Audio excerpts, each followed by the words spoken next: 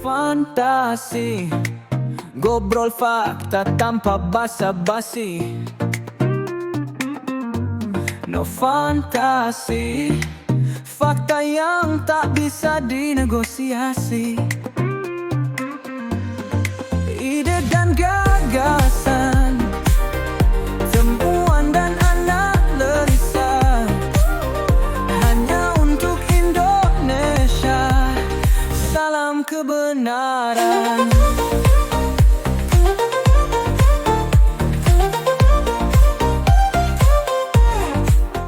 Bismillahirrahmanirrahim. Assalamualaikum warahmatullahi wabarakatuh.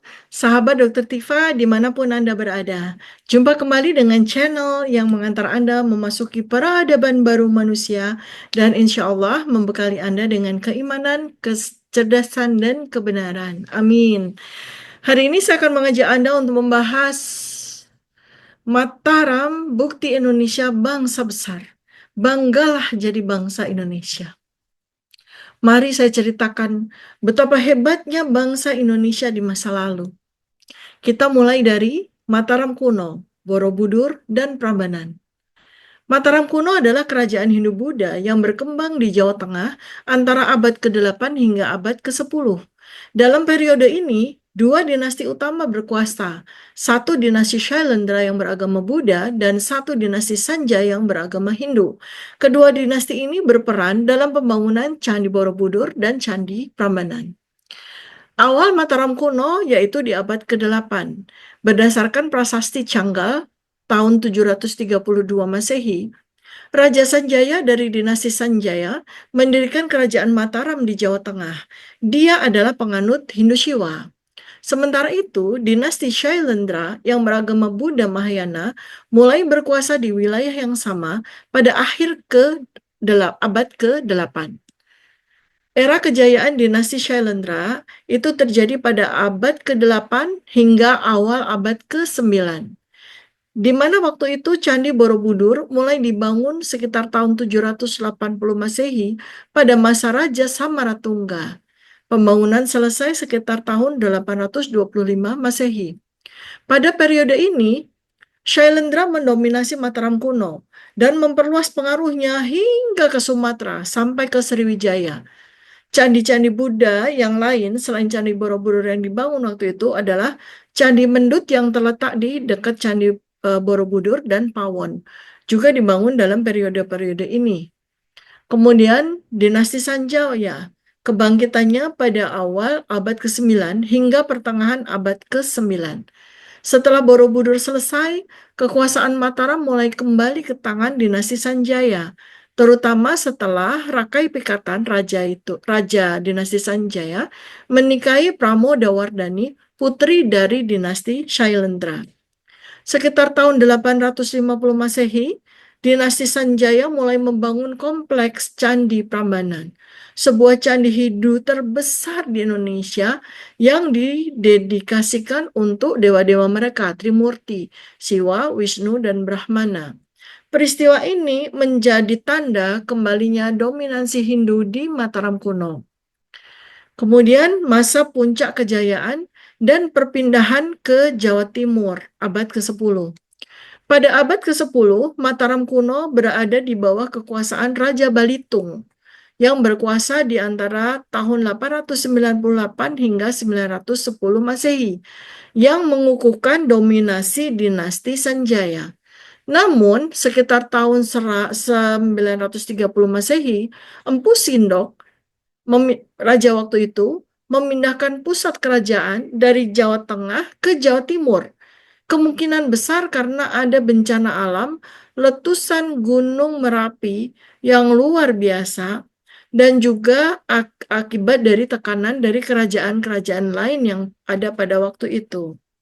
Setelah itu, wilayah sekitar Borobudur dan Prambanan perlahan ditinggalkan, hingga akhirnya kedua candi tersebut tertutup oleh abu vulkanik dan vegetasi. Candi Prambanan ditemukan pada awal abad 19, tetapi baru direstorasi pada abad 20. Candi Borobudur ditemukan kembali oleh Gubernur Jenderal Inggris Stamford Raffles pada tahun 1814. Jadi Borobudur dan Prambanan adalah warisan dari dua dinasti yang berbeda yang bersaing dalam periode Mataram kuno.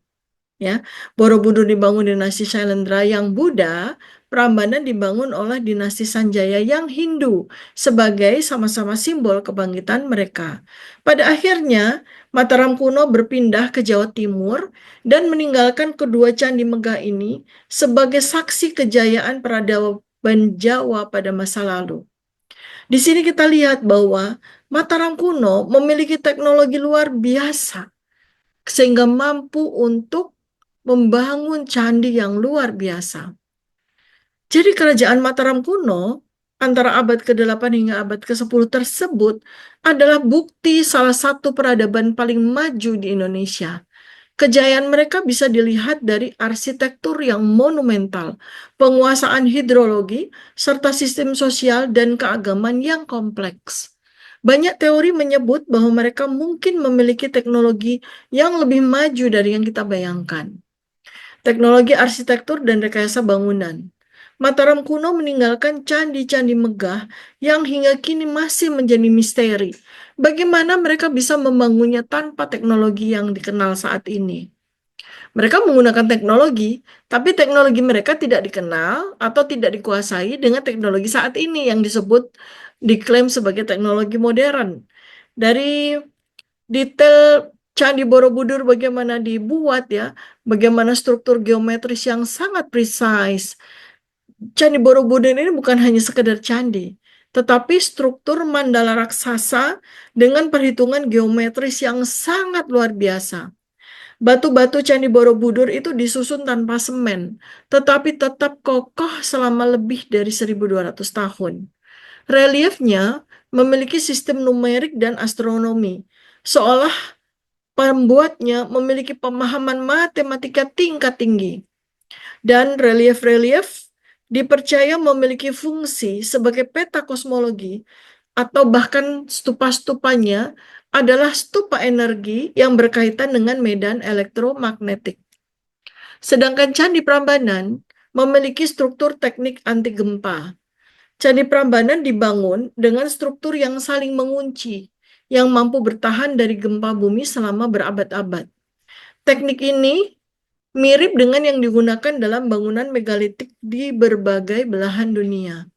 Bagaimana mereka memahami teknik ini tanpa alat modern masih menjadi tanda tanya. Jangan-jangan mereka lebih modern daripada kita. Kemudian berikutnya adalah Candi Boko. Candi Boko ini diduga adalah istana canggih, istana super canggih, tapi mesti dihancurkan. Reruntuhan Istana Ratu Boko menunjukkan bahwa Mataram kuno memiliki teknologi konstruksi yang tingkat tinggi. Beberapa spekulasi menyebut bahwa Candi Boko pernah dihancurkan secara sengaja. Mungkin karena serangan musuh, atau mungkin karena bencana besar, atau mungkin karena ada rahasia-rahasia yang perlu disembunyikan oleh alam. Teknologi hidrologi dan pengendalian air ternyata sudah dikuasai oleh Mataram kuno. Mereka mampu membangun sistem pengairan yang kompleks untuk pertanian dan kehidupan mereka. Mereka membuat sungai buatan, kanal-kanal untuk mengendalikan banjir dan irigasi sawah. Situs Gunung Padang sendiri di Jawa Barat, di Cianjur, menunjukkan adanya rekayasa air bawah tanah. Artinya ini ada kesamaan dengan teknologi yang dikuasai oleh Mataram kuno. Kemungkinan mereka sama-sama memahami teknik geoteknik untuk mencari dan mengalirkan air secara presisi.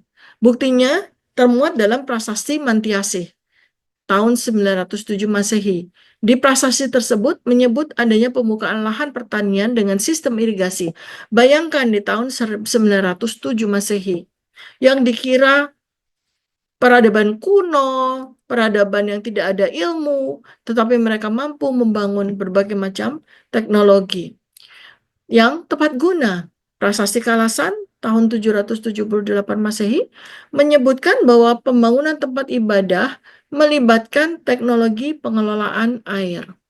Dalam hal ilmu astronomi dan matematika, Bangunan-bangunan yang didirikan pada masa Mataram kuno menunjukkan adanya pemahaman astronomi dan matematika tingkat tinggi. Candi Borobudur sendiri selaras dengan pergerakan matahari. Mungkin salah satu fungsinya digunakan sebagai kalender raksasa. Sedangkan Candi Prambanan selaras dengan sistem tata surya dan titik balik matahari. Kemungkinan penghitungan siklus waktu pada masa itu berdasarkan pergerakan bintang, seperti halnya terjadi pada peradaban Maya di Amerika Selatan atau Mesir. Kemudian sistem sosial dan teknologi informasi.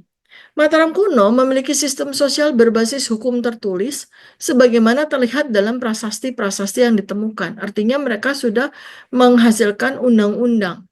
Struktur pemerintahannya sangat tertata, menunjukkan sistem administrasi yang efisien. Penggunaan bahasa Sanskerta dan Jawa kuno menunjukkan tingkat literasi yang tinggi. Apakah Mataram kuno memiliki teknologi tersembunyi sampai mereka bisa menciptakan, bisa membangun candi-candi yang begitu luar biasa? Ada beberapa teori bahwa teknologi Mataram kuno jauh lebih maju daripada yang kita kira. Pertama, teknik pemindahan batu raksasa tanpa alat berat. Ini mirip dengan teknologi yang digunakan untuk membangun piramida-piramida di Mesir. Kemudian candi dibuat itu bukan dengan begitu saja, tetapi menghasilkan salah satu fungsinya yaitu pembangunan energi elektromagnetik. Dan ini terjadi juga pada penelitian struktur megalitikum di dunia. Mereka memiliki pengetahuan astronomi yang presisi, dan ini mungkin berasal dari peradaban yang lebih tua yang mengajarkan kepada mereka. Sekarang kita coba lihat ya, sejalan dengan Mataram kuno, bagaimana yang terjadi di belahan dunia yang lain di masa yang sama ya, di masa yang lama. Coba kita bandingkan. Pada masa kerajaan Mataram kuno, abad ke-8 hingga ke-10, beberapa peradaban besar lainnya juga berkembang di dunia. Berikut adalah kekuatan-kekuatan utama dunia pada periode yang sama. Pertama adalah Kekhalifahan Abbasiyah yang berlangsung mulai tahun 750 hingga 1258. Kekhalifahan Abbasiyah ini menjadikan kerajaan atau kekuasaan itu sebagai pusat ilmu dan pusat ilmu agama Islam. Kekhalifahan Abbasiyah ini berlangsung selama 5 abad ya, atau 508 tahun tepatnya. Ibu kota mereka Baghdad ya, yang sudah berdiri sejak tahun 762 Masehi, didirikan oleh Khalifah Al-Mansur. Jadi ibu kotanya saja ratusan tahun usianya. Bahkan sampai dengan hari ini usianya lebih dari 1200 tahun. Ya. Mengapa ibu kota Jakarta yang umurnya baru 79 tahun buru-buru mau dipindahkan ke IKN, sedangkan ibu kota Baghdad aja beribuan tahun nggak pindah-pindah ya. Jadi kekhalifahan Abbasiyah dengan ibu kota di Baghdad ini puncak kejayaannya adalah pada masa Khalifah Harun al-Rashid di tahun 786 hingga 809 dan putranya Al-Ma'mun 813 sampai 833 Masehi. Pada saat itu Baghdad menjadi pusat ilmu pengetahuan dunia dengan berdirinya Baitul Hikmah. Perkembangan ilmu astronomi, matematika, kedokteran, filsafat sangat berkembang pesat di bawah naungan kekuasaan Bani Abbasiyah ini. Dan banyak ilmuwan-ilmuwan pada waktu itu muncul seperti Al-Khawarizmi, penemu konsep aljabar, dan Hunain Ibnu Ishaq, penerjemah karya Yunani ke Arab, dan banyak ilmuwan yang lain juga. Berikutnya lagi pada masa yang sama, ada dinasti Tang di Tiongkok, tahun 618 sampai 907 Masehi. Ini adalah zaman keemasan Tiongkok. Puncak kejayaan dari Kaisar Xuanzong. Perdagangan dan diplomasi jalur sutra berkembang pesat menghubungkan Tiongkok dengan dunia Islam, India, dan Bizantium. Pengaruh ke Asia Tenggara, dinasti Tang memiliki hubungan dengan kerajaan-kerajaan di Indonesia, termasuk Sriwijaya dan Mataram kuno. Kemudian ada lagi kerajaan Romawi Timur, Bizantium. dengan ibu kota Konstantinopel. Kaisar terkemukanya, Kaisar Leo III, berhasil mempertahankan Bizantium dari serangan kekhalifahan Umayyah. Persaingan dengan Abbasiyah, terjadi perang panjang antara Bizantium dan Abbasiyah, terutama di wilayah Timur Tengah. Berikutnya lagi ada kekuasaan di Eropa Barat, yaitu Kekaisaran Karolangzia. Rajanya adalah Charlemagne, ya. Charles the Great, ya. Charlemagne adalah kaisar pertama Kekaisaran Romawi Suci. Renaissance Karolangzia adalah kebangkitan budaya dan pendidikan di Eropa Barat dengan fokus pada seni, sastra, dan administrasi. Jadi ketika Mataram kuno membangun infrastruktur yang luar biasa yang bernama Candi Borobudur dan Prambanan serta berbagai candi yang lain, ya, di Eropa Barat ada Kekaisaran Karolangzia yang raja yang terpenting adalah Charlemagne. Ya, mereka membangun Renaissance Karolangzia, yaitu kebangkitan budaya dan pendidikan di Eropa Barat. Kan seperti itu ya, Mataram kuno punya keunggulan. Kemudian pada masa yang kurang lebih sama juga, ada sebuah kerajaan di Pulau Sumatera, yaitu Sriwijaya, merentang dari abad ke-7 hingga abad ke-13, lama sekali ya, 6 abad, Bu Sriwijaya itu. Ini adalah pusat maritimnya Indonesia pada waktu itu. Ibu kotanya Palembang. Hubungan dengan Mataram kunonya adalah Sriwijaya dan Mataram kuno memiliki hubungan yang kompleks. Kadang bersaing, kadang berperang, kadang bekerja sama, terutama dalam kontrol atas jalur perdagangan maritim. Sriwijaya pada masa itu menjadi pusat pembelajaran Buddha dengan hubungan erat dengan Nalanda di India. Jadi, pada saat Mataram kuno membangun Borobudur dan Prambanan, dunia sedang mengalami pergeseran besar. Di Timur Tengah, ada kekhalifahan Abbasiyah yang berkembang pesat dalam ilmu pengetahuan. Di China, ada dinasti Tang menjadi pusat perdagangan dan budaya dunia. Di Eropa, ada Charlemagne menyatukan sebagian besar wilayah barat. Di Indonesia sendiri, Sriwijaya mendominasi jalur perdagangan maritim. Maka Mataram kuno berada di persimpangan pengaruh budaya besar ini, India, Sriwijaya, China, dan ini terlihat dalam seni dan arsitektur Borobudur serta Prambanan. Sekarang kita lihat pada masa yang sama, Eropa dan Amerika tuh bagaimana tuh pada masa kerajaan Mataram kuno ya. Jadi, pada saat Mataram kuno sedang-sedangnya membangun Borobudur dan Prambanan, peradaban di Eropa dan Amerika sedang mengalami dinamikanya sendiri. Eropa adalah antara kekacauan dan kebangkitan. Pada masa itu, kekaisarannya adalah Bizantium atau Romawi Timur. Ini adalah warisan Romawi di timur. Ibu kotanya Konstantinopel, sekarang menjadi Istanbul, ibu kota dari Turki. Kemudian ada periode ikonoklasme. Ini adalah kontroversi besar tentang larangan pemujaan ikon, ya, ikon dalam kekristenan, dan ini menyebabkan konflik internal. Kemudian terjadi perang melawan Islam, Bizantium terus bertempur melawan kekhalifahan Abbasiyah, terutama di Anatolia dan Mediterania. Kemudian, adakah peningkatan ilmu dan budaya? Meskipun berperang, Bizantium masih mempertahankan warisan filsafat Yunani dan Romawi. Kemudian sejalan dengan itu ada Kekaisaran Karolangzia, di mana Eropa Barat dibangkitkan dari kegelapan. Pemimpin utamanya adalah Raja Charlemagne, Raja Franka, mendirikan Kekaisaran Romawi Suci. Jadi Renaissance Karolangzia, meskipun Eropa pada waktu itu masih dalam abad ke-8, Charlemagne mencoba membangkitkan pendidikan, budaya, dan administrasi ala Romawi. Setelah Charlemagne wafat, kerajaannya terpecah dalam perjanjian Verdun di tahun 843 Masehi. Ini adalah cikal bakal Jerman dan Perancis modern. Berikutnya lagi ada apa yang terjadi? Ada invasi Viking, invasi bangsa Viking. Bangsa Viking itu berasal dari Eropa Utara, tempatnya dingin, negara-negara Skandinavia ya.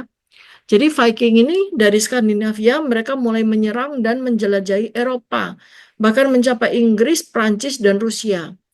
Mereka juga mendirikan negara Kievan Rus di Rusia, yaitu cikal bakal Rusia modern. Kemudian kota-kota besar seperti Paris dan London sering diserang oleh Viking. Kemudian Amerika beserta benuanya. Amerika ini pada masa itu adalah peradaban kuno yang sangat terisolasi. Praktis peradaban Amerika pada masa abad ke-8 ke-9 belum terhubung dengan dunia luar. Tetapi beberapa budaya pada waktu itu sangat berkembang. Ya, pertama adalah peradaban Maya. Peradaban Maya itu adanya di Amerika Selatan di antara 250 hingga 900 Masehi. Artinya itu 700 tahun ya, 7 abad. Ini adalah puncak peradaban di Mesoamerika. Pusat-pusat kejayaannya banyak di kota-kota seperti Tikal, Panshu, Kopang, berkembang pesat di Amerika Serikat. Yang sekarang menjadi Meksiko, Guatemala, dan Honduras. Bukan Amerika Serikat, Amerika Tengah nih ya. Kemudian dari sisi kemajuan astronomi dan matematika, Maya memiliki sistem kalender yang canggih dan mengembangkan konsep angka nol secara independen. Kemudian, pada sekitar abad ke-9, terjadilah sebuah kemunduran misterius. Banyak kota Maya tiba-tiba runtuh tanpa sebab yang pasti. Nah, ini mungkin terjadi, spekulasinya adalah akibat perubahan iklim atau terjadi perang saudara. Kemudian, ada lagi peradaban Wari dan Tiwanaku di Amerika Selatan. Ini agak terentang panjang sekali, 400 tahun ya, dari mulai tahun 600 hingga 1000 Masehi. Tiwanaku letaknya di Bolivia, berkembang sebagai pusat keagamaan dan perdagangan di Andes. Wari di Peru mengembangkan sistem irigasi canggih dan menjadi cikal bakal peradaban Inca. Jadi, ketika Mataram kuno membangun Borobudur dan Prambanan, Eropa Barat masih dalam abad ke-8. Tetapi ada Kekaisaran Karawangsia mulai membangun fondasi peradaban baru. Bizantium masih kuat di timur, mempertahankan warisan Romawi sambil terus berperang melawan Islam. Sementara Viking mulai menyerang dan menjelajah dunia dari Eropa hingga ke Amerika Utara.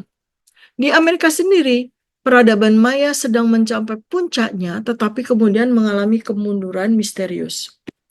Nah, meskipun Eropa dan Amerika belum secerah peradaban Asia, Islam, China, India, Indonesia, Nusantara, masing-masing wilayah memiliki perkembangan unik yang membentuk sejarah dunia di masa mendatang.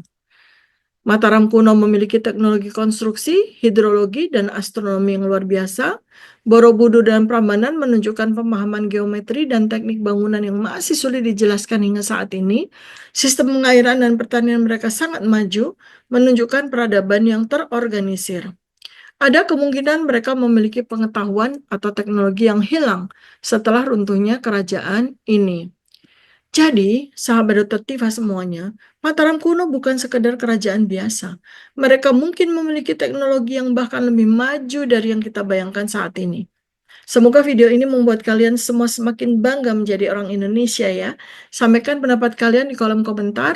Jangan lupa like, subscribe, dan share video ini agar banyak orang menjadi bertambah cerdas dan tercerahkan. Sampai jumpa di video berikutnya. Assalamualaikum warahmatullahi wabarakatuh. Salam kebenaran.